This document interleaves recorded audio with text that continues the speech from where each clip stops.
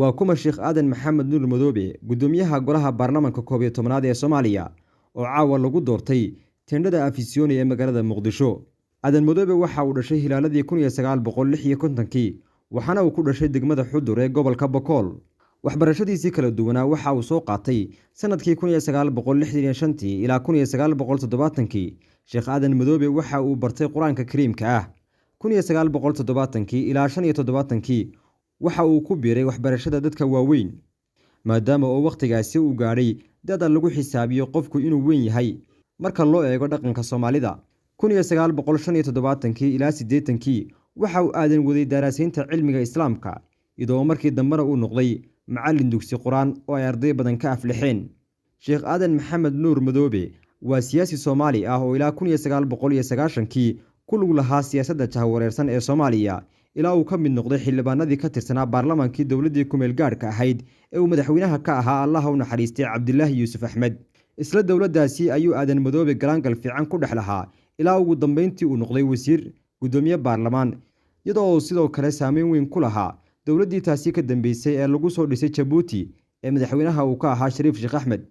hase ahaatee ka hor waqtigaasi Sheekh Aadan Madoobe waxa uu ahaa macallin dugsi Quraan markii dambena waxa uu ku biiray jabhado hubaysan oo ay lahaayeen qabaa'ilo isugu jiray reerka uu ka dhashay iyo waliba sidoo kale reeraha kale ee isku deegaanka ahaayeen wana halkaasi meesha uu ka soo galay siyaasadda Soomaaliya.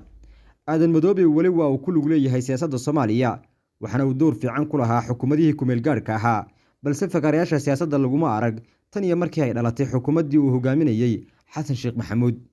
waxa uu soo qabtay shaqooyin kala duwan iyo jagooyin siyaasadeed 1991 ilaa 1999.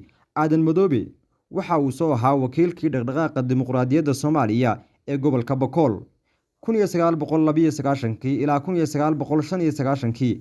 Aadan Madoobe waxa uu gudoomiye ka ahaa degmada Xudur xilli ay Soomaaliya la daala dhacaysay dagaalo qabaa'il ku salaysan oo laga dhaxlay ridistii xukuumaddii militariga ahayd ee 1991 la riday.